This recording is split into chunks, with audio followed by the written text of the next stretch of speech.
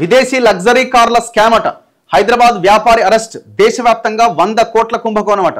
కొనుగోలుదారుల్లో బడాబాబులట.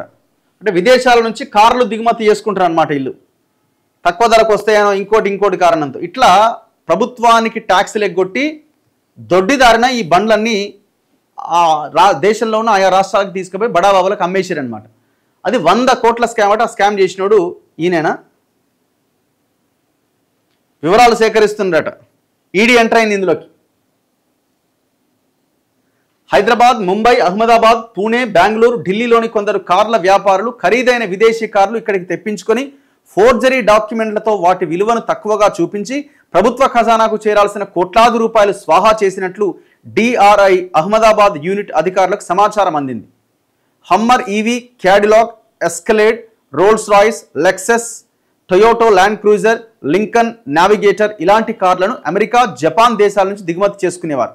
అయితే వీటిని నేరుగా మన దేశానికి తెప్పించకుండా ముందుగా దుబాయ్కి లేదా శ్రీలంకకు చేర్చేవాళ్ళట. సాధారణంగా విదేశీ కార్లకు స్టీరింగ్ ఎడమ వైపుకు ఉంటుంది. వాస్తవమే, మీరు యూట్యూబ్లో చూసినా కనబడుతుంది.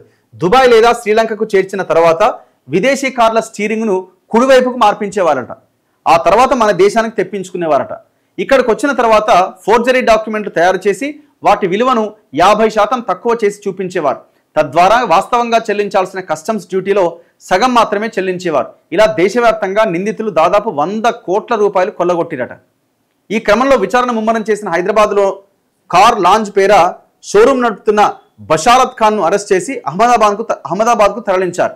బషారత్ ఖాన్ జరిపిన విచారణలో అతను ఒక్కడే 7 విదేశీ లగ్జరీ కార్లు తెప్పించి వాటి విలువను తక్కువ చేసి చూపించిందట. దీని ద్వారా 7 కోట్ల రూపాయల కస్టమ్స్ డ్యూటీ ఎగ్గొట్టిందట.